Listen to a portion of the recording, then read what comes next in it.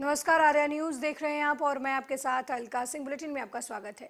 योग दिवस पर हर तरफ योग की धूम है। एक तरफ जहां यूएनओ में पीएम मोदी योग दिवस का नेतृत्व करेंगे, वहीं दूसरी तरफ भारत के अलग अलग हिस्सों में योग दिवस की धूम दिखाई दे रही है। चाहे वो भारत के पूर्व राष्ट्रपति रामनाथ कोविंद हो या फिर भारत के वर्तमान उपराष्ट्रपति जगदीप धनखड़, हर कोई योग के रंग में रंगा नजर आया। रक्षा मंत्री राजनाथ सिंह आईएनएस विक्रांत पर जहां योग अभ्यास करते नजर आए, तो वहीं योगी आदित्यनाथ गोरखपुर में योग में रमे नजर आए। इन तस्वीरों के माध्यम से हम आपको दिखा रहे हैं कि हिंदुस्तान के अलग अलग हिस्सों में योग का अलग अलग रंग देखने को मिल रहा है। एक तरफ जहां हरिद्वार में योग गुरु बाबा रामदेव और पुष्कर सिंह धामी, जो उत्तराखंड के मुख्यमंत्री हैं, वो योग करते हुए योग दिवस के अवसर पर नजर आ रहे हैं।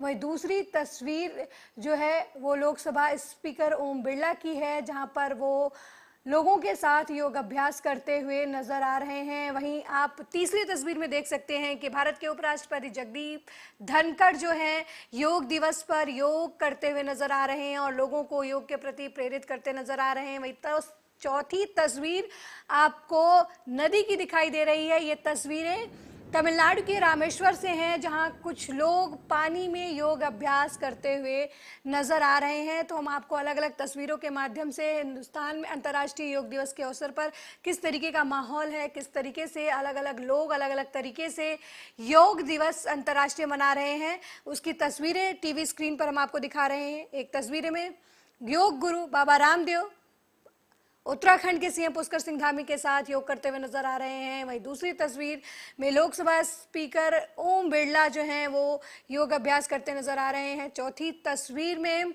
खुद भारत के उपराष्ट्रपति जगदीप धनखड़ नजर आ रहे हैं, जबकि चौथी तस्वीर जो है वो अनोखी और अपने आप में अनूठी है। पानी में कुछ लोग जो है वो रामेश्वर में योग अभ्यास करते हुए नजर आ रहे हैं।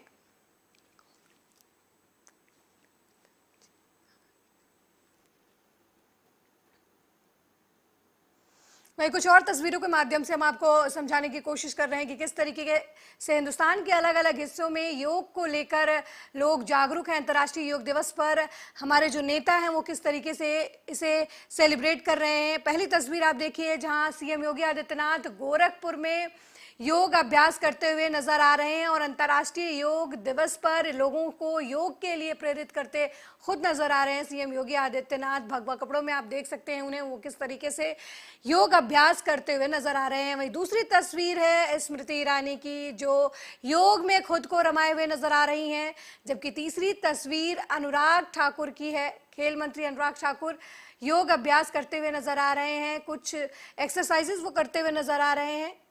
चौथी तस्वीर आपको बता दें कि भारतीय रक्षा मंत्री राजनाथ सिंह से जुड़ी हुई है, जो आईएनएस विक्रांत युद्धपोतक जो है पोत, उस पर योग अभ्यास करते हुए नौसैनिकों के साथ नजर आ रहे हैं। तो इन चार अलग अलग तस्वीरों के माध्यम से हम आपको बता रहे हैं कि उत्तर प्रदेश में खुद सीएम योगी आदित्यनाथ किस तरीके से अंतर्राष्ट्रीय योग दिवस के अवसर पर योग कर रहे हैं और लोगों को योग के प्रति प्रेरित करते नजर आ रहे हैं।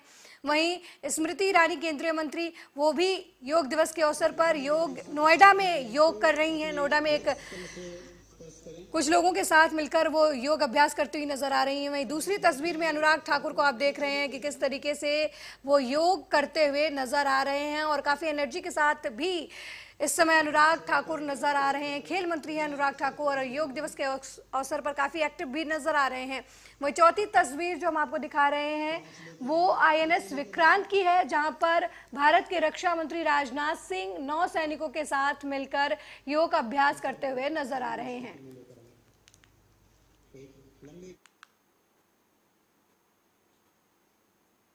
वहीं प्रधानमंत्री नरेंद्र मोदी ने अमेरिका से योग दिवस के मौके पर भारत के लोगों को संबोधित किया है। पीएम मोदी ने कहा कि मैं आप सभी से वीडियो संदेश के माध्यम से जुड़ रहा हूं, लेकिन मैं योग करने के कार्यक्रम से नहीं भाग रहा हूं।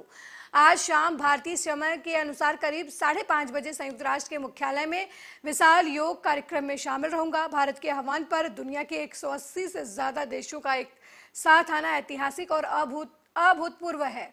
प्रधानमंत्री नरेंद्र मोदी ने योग दिवस के मौके पर कहा कि आपको याद होगा कि जब 2014 में यूएन जनरल असेंबली में अंतर्राष्ट्रीय योग दिवस का प्रस्ताव आया तो रिकॉर्ड देशों ने इसे समर्थन दिया था। तब से लेकर आज तक अंतर्राष्ट्रीय योग दिवस लगातार जारी है। आप सभी से वीडियो संदेश के माध्यम से जुड़ रहा हूं। साथियों, आपको यह भी बता दूं कि भले मैं आपके बीच योग नहीं कर पा रहा हूं, लेकिन योग करने के कार्यक्रम से भाग नहीं रहा हूं। और इसलिए आज शाम को भारतीय समय के अनुसार शाम 5:30 बजे करीब करीब संयुक्त राष्ट्र यूएन के मुख्यालय में जो विशाल मात्रा में योग कार्यक्रम हो रहा है, मैं उसमें शामिल होऊंगा। भारत के आह्वान पर दुनिया के 180 से ज्यादा देशों का एक साथ आना ऐतिहासिक है, अभूतपूर्व है। आप सबको याद होगा 2014 में जब यूएन जनरल असेंबली में योग दिवस का प्रस्ताव आया तो रिकॉर्ड देशों ने इसे समर्थन दिया था। तब से लेकर आज तक अंतर्राष्ट्रीय योग दिवस के जरिए योग एक वैश्विक आंदोलन बन गया है, ग्लोबल स्पिरिट बन गया है। साथियों, इस साल योग दिवस के कार्यक्रमों को ओशन रिंग ऑफ योगा इसने और विशेष बना दिया है। ओशन रिंग ऑफ योगा, इसका आइडिया योग के विचार और समुद्र के विस्तार के पारस्परिक संबंध पर आधारित है।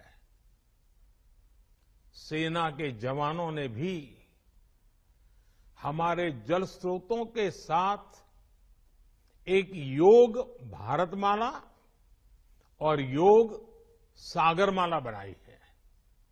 इसी तरह आर्कटिक से लेकर अंटार्कटिका तक भारत के 2 रिसर्च बेस यानी पृथ्वी के 2 ध्रुव भी योग से जुड़ रहे हैं। आप सभी से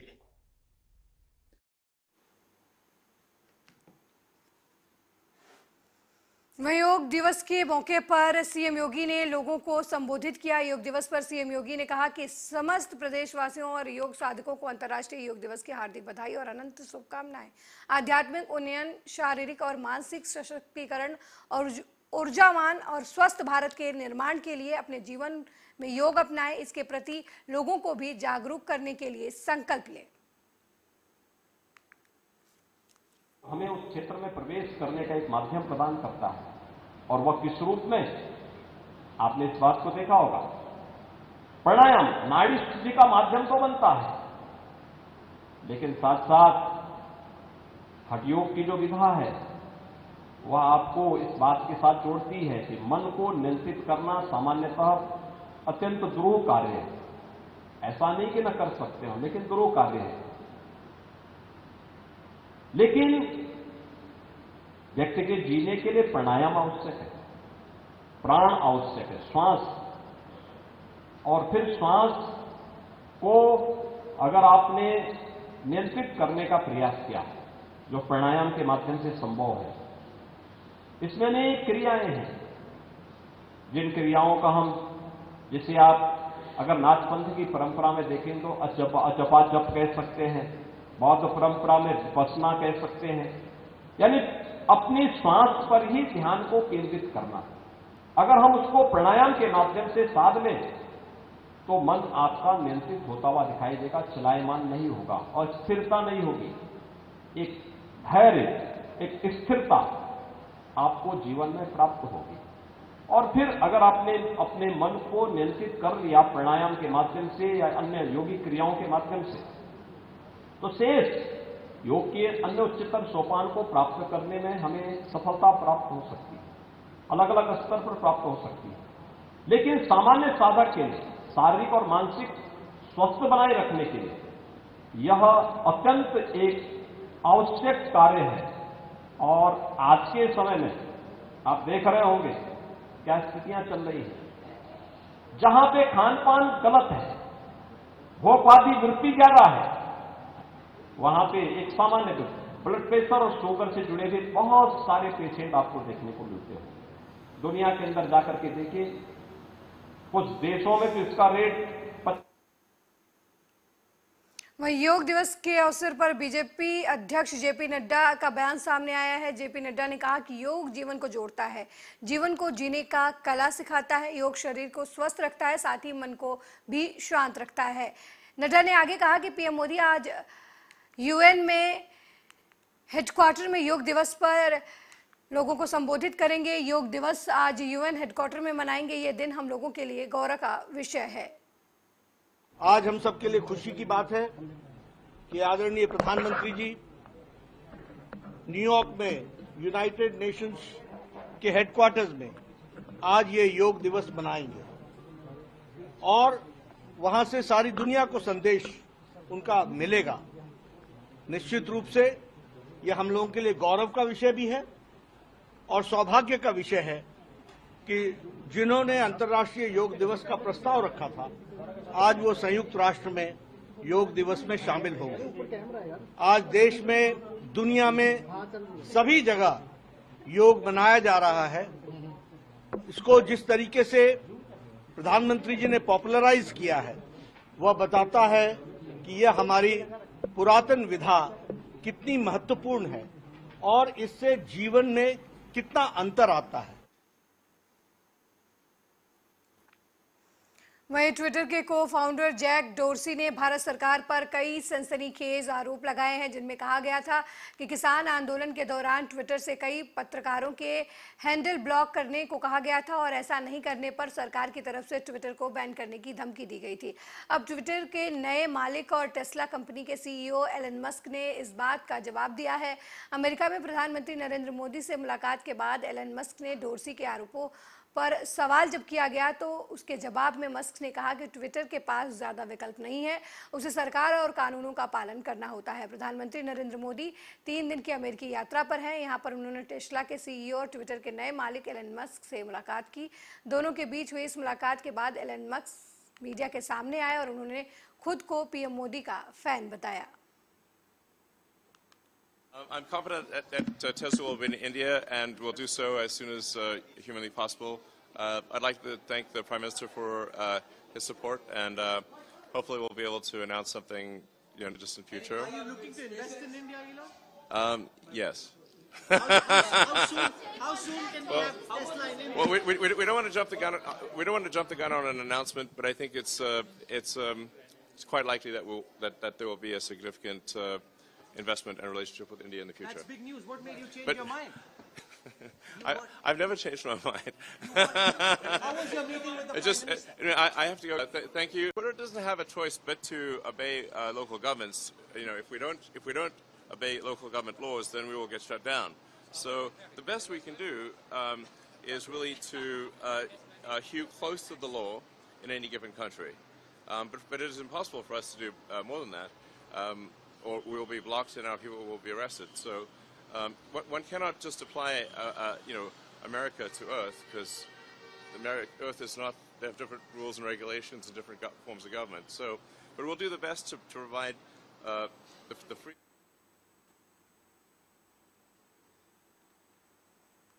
वहीं सपा नेता शिवपाल सिंह यादव ने मीडिया से बात करते हुए केशव प्रसाद मौर्य के 2024 वाले बयान पर जमकर निशाना साधा। उन्होंने केशव प्रसाद मौर्य को बड़बोला तक कह दिया। इतना ही नहीं, शिवपाल सिंह यादव ने यूपी के लॉ एंड ऑर्डर के साथ साथ आद्य पुरुष पर भी अपनी राय रखी। देखिए, पहले तो इस तरह की अगर मूवी आई है भगवान राम के, अगर उन पर जो जिस तरह की मूवी पर तो पहले तो बैन लगना चाहिए। अगर बैन नहीं लगाते हैं ना, तो तो फिर भारतीय जनता पार्टी को वो देखना जरूर चाहिए ना, देखना चाहिए वो जो भगवान राम के सेवक रहे उन्हीं पर अगर आरोप लगाने लगेंगे और उन पर फ्री कर रहे तो हम तो कहेंगे ऐसी पिक्चर पर बैन लगना चाहिए। देखिए जिला सहकारी बैंक की औरैया की मुख्य शाखा है तो इसका जीर्णोद्धार हुआ है, तो जीर्णोद्धार पर सब लोग उपस्थित हैं, तो उपस्थित होकर के बातचीतें हो रही हैं। आगामी 2024 के चुनाव को लेकर के क्या आप लोगों की रणनीति? 2024 के चुनाव के लिए हम संगठन को मजबूत कर रहे हैं। पूरे उत्तर प्रदेश के 75 जिलों का संगठन मजबूत करके और अपने कार्यकर्ताओं को पूरे सभी 75 जिलों में शिविर लगा करके ट्रेनिंग दे करके फिर 2024 में भारतीय जनता पार्टी को हटाएंगे। और भारतीय जनता पार्टी को हटाने के लिए पूरे देश के जितने भी सेकुलर पार्टियां हैं और पूरा विपक्ष इकट्ठा हो करके भारतीय जनता पार्टी को हटाने का। देखिए बिजली की तो समस्या है, इन्होंने 6 साल के अंदर बिजली पर कोई काम नहीं किया है। कहीं पर भी बिजली जो भी अखिलेश यादव की सरकार में जो भी काम कराया था वो भी नहीं चला पाई, वो भी अधूरा किए हुए हैं। जितनी भी यूनिट लगाई थी अगर वही पूरा कर लेते तो बिजली की कमी नहीं होती। और बिजली में बिजली दे नहीं पा रहे उपभोक्ताओं, छापे अलग, जुर्माना अलग, कार्रवाइयाँ अलग।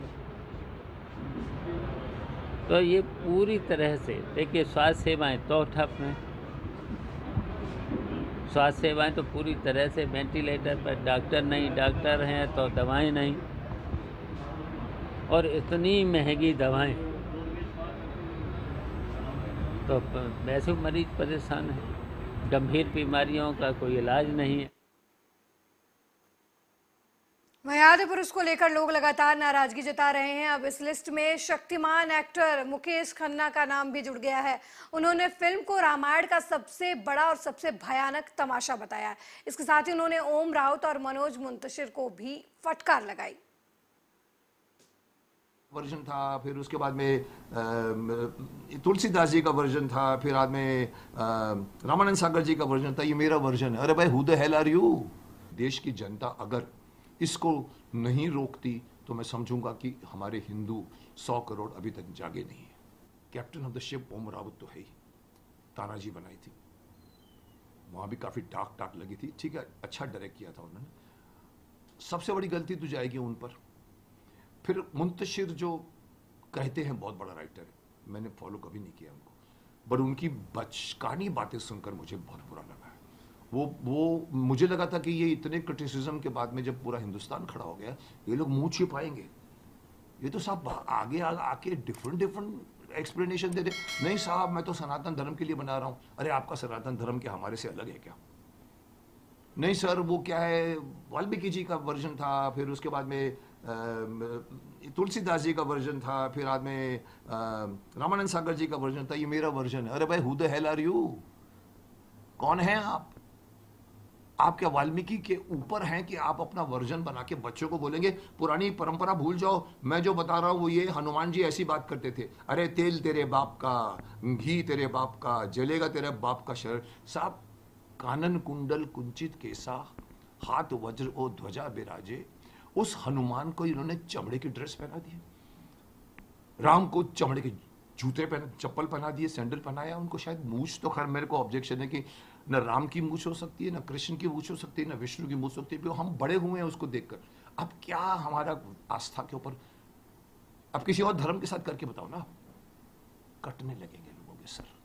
इसीलिए सिर्फ हिंदू धर्म के साथ मजाक किया जाता है, मुझे यही सबसे बड़ा objection. So again first one is director, second one is the writer, third one if you ask me, मैं अभी तक नहीं बोला हूं, लेकिन इतनी यूफोरिया उठाए तो मुझे ये बात कहनी है कि क्यों डिफेंड कर रहे हैं लोग अपने आप को ये जो आप जानते हैं टी सीरीज के करता धरता कौन थे, जिन्होंने भजने के भजन राम भजन और भजन देवी इतने लोगों को इतनी पॉपुलर कर दिए थे कि उनकी वही चीज बिकती थी, वो खुद बैठ के शूट करते थे। उनका बेटा आज ये रामायण बनाएगा?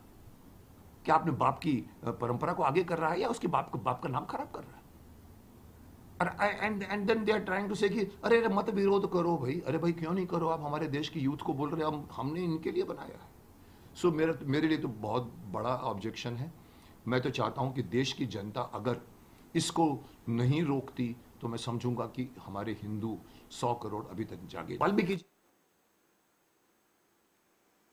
वहीं जर्जर सड़कों पर लबालब बरसात से पानी भरी तस्वीरें हरियाणा के रेवाड़ी से सामने आई हैं, जिन्होंने जिला प्रशासन की पोल खोलकर रख दी है। लेकिन यहाँ आपको ये बताना जरूरी है कि रेवाड़ी की हालात सिर्फ आधे घंटे की हुई बरसात ने कर दिया है। आगे आने वाले मानसून की तस्वीरें कैसे होंगी, अंदाजा इन तस्वीरों से आप लगा सकते हैं। सड़कें किस तरीके से आधे घंटे की बारिश में पानी से लबालब भर गई हैं, लोगों को आने जाने में दिक्कतों का सामना करना पड़ रहा है। ये जून का महीना है, अभी मानसून आया तक नहीं है, दस्तक नहीं दी है मानसून ने, और रेवाड़ी की सड़कों का ये हाल है। एक कहीं ना कहीं ये नगर निगम की पोल खोलते हुए तस्वीरें नजर आ रही हैं।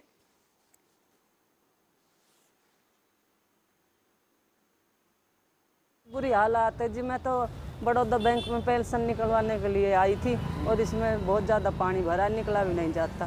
तो आप अपना काम भी नहीं कर पाए? नहीं जी, कहाँ काम कर पाऊँ? जिदी पट जाऊँ, गिर जाऊँ, ना तो दिखनू भी कम, ऐसी हालात हो रही है और चला भी नहीं जाता मेरे से। तो बेटा गुजर गया था इसलिए मैं बहुत तंग पा रही हूँ इस पानी से। भी आपके साथ है? बच्चे ये उसी की लड़की है, गुजरने वाले की लड़की है। यहाँ के हालात बहुत गंदे हैं जी। यहाँ पर कम से कम 100 के करीब तो कोचिंग सेंटर हैं, LIC का ऑफिस है और काफ़ी ऑफिस हैं, दुकानें हैं। पर यहाँ का हालात ऐसा है कई सालों से ही कि पैदल भी निकला जा रहा, गड्ढे हो रहे हैं, पानी भरा है।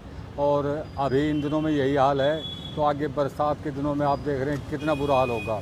हमारी समस्या को कई सालों से कोई सुनने वाला ही नहीं लगता कि प्रशासन को मानसून से पहले ये सब चीज़ें दुरुस्त करनी चाहिए? बिल्कुल करनी चाहिए जी, पर कई दफ़ा हम लिख के भी दे चुके, पर अब तक कोई कार्रवाई नहीं हुई।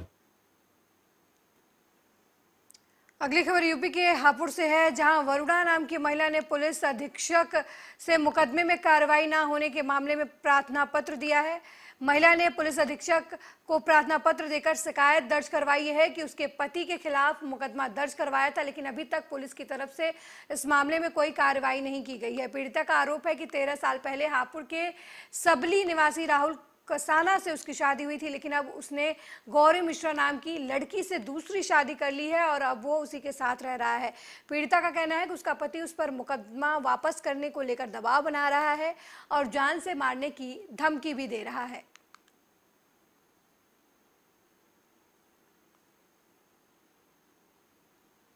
14 मई को मेरे साथ मार पिटाई की गई। मेरे आदमी ने दूसरी शादी कर ली। दूसरी शादी करने के बाद उसे घर में ले आया। मैं गई थी अपने मायके अपने भतीजे की शादी में। मेरे बाद उसे घर में ले आके रखने लगा खूब आराम से। मैं वहाँ से 9 तारीख को आई। 9 मई को आते ही मुझे घर में नहीं घुसने दिया, मेरे साथ मार पिटाई करी।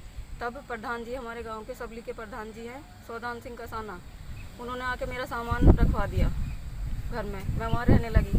उसके बाद फिर 14 तारीख को मेरे साथ मार पिटाई करेगी बहुत ज़्यादा। 15 तारीख को सब लोग मेरे ससुराल पक्ष के और मेरे मायके पक्ष के इकट्ठे होकर हापुड़ थाना में रिपोर्ट लिखवाने गए। वहाँ रिपोर्ट लिखी गई। उसके बाद भी कोई कार्रवाई नहीं करी गई। अब तक कुछ भी नहीं हुआ। और आईओ आता है, मुझे ही धमकाता है, डांटता है कि अपने भाई को क्यों रख रही है यहाँ पे घर में और क्यों यहाँ हंगामा कर रही है, क्यों उन्हें घर में नहीं आने दे रही। उसके बाद मैं यहाँ SSP ऑफिस आई हूँ। पहले भी मैं एक बार आई थी SSP ऑफिस, तो मेरी वहीं अलीगढ़ में लाखों रुपए बिजली के तार को चोरी करने वाले गैंग का पुलिस ने खुलासा करते हुए उन्हें गिरफ्तार किया है। मिली जानकारी के मुताबिक अंडरग्राउंड केबल की चोरी की सूचना ठेकेदार की तरफ से पुलिस को दी गई थी, जिसके बाद 24 घंटे के अंदर थाना बन्ना देवी पुलिस ने आरोपियों को चोरी के सामान के साथ गिरफ्तार कर लिया। पुलिस ने गैंग में शामिल 6 लोगों को हिरासत में लिया है। साथ ही बिजली के तार के साथ साथ JCB भी बरामद की है।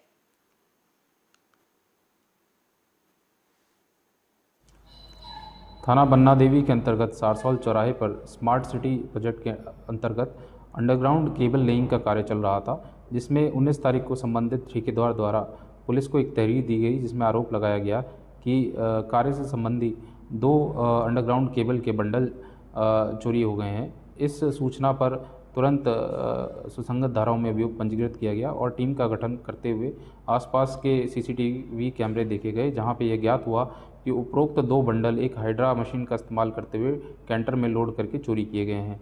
अग्रिम कार्रवाई करते हुए टीम थाना बन्ना देवी की टीम ने 24 घंटे के अंदर घटना का अनावरण किया, जिसमें घटना में प्रयोग लाई गई हाइड्रा मशीन तथा चोरी की उपरोक्त 2 केबल के बंडल, जिनकी बाजार में कीमत लगभग 50 लाख रुपए है, बरामद किए गए।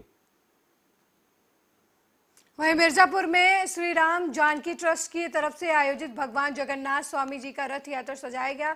रथ यात्रा के अवसर पर मिर्जापुर के त्रिमोहिनी चौराहे पर भगवान जगन्नाथ स्वामी का रथ सुबह भोर में ही लाकर आयोजक मंडल ने खड़ा कर दिया था। भगवान का दर्शन करने के लिए भक्त उमड़ पड़े थे। जगन्नाथ स्वामी का दर्शन पाने के लिए भक्त आतुर नजर आ रहे थे। माला फूल के साथ हाथों में अंकुरित चना और जामुन आम भगवान को लोग चढ़ाने के लिए लाए थे।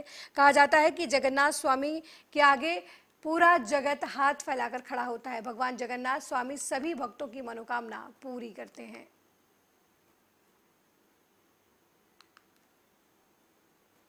वहीं मध्य प्रदेश के वरिष्ठ पत्रकार नितिन दुबे ने सरकार की नीति के खिलाफ जाकर अपने बुधनी विधानसभा के 150 से अधिक समर्थकों के साथ कांग्रेस की सदस्यता ली है। ऐसा अनुमान लगाया जा रहा है कि बुधनी विधानसभा से शिवराज के खिलाफ वरिष्ठ पत्रकार नितिन दुबे 2023 का चुनाव लड़ सकते हैं। दुबे हैं जो कि एक निडर पत्रकार के रूप में शाहगंज बुधनी क्षेत्र के हैं और निडरता से शिवराज सिंह चौहान के प्रशासन शासन में जो लूट मची हुई है उसको उन्होंने अपने इस कॉलम में उजागर किया। ये केवल 1 वर्ष का है, इनके पास पता नहीं कितने वर्षों का मामू पुराण है और ये मामू पुराण का एक पन्ना ही मैं आपको दिखाता हूं। ये रमाकांत भार्गव जी, आप जानते हैं रमाकांत भार्गव कौन है? ये विदिशा के सांसद हैं और एपेक्स सहकारी बैंक के अध्यक्ष भी हैं और मामू के खास वसूली करने वाले लोगों में से एक है। ऐसी मेरे पास जानकारी मुझे दी गई है। अब इनका ये महल कहाँ बना है? एक गरीब व्यक्ति के शासकीय पट्टे पर ये महल बना है। दुबे है। मेरे साथ इस बुलेटिन में फिलहाल इतना ही। देश दुनिया की तमाम खबरों को देखने के लिए देखते रहिए आर्या न्यूज।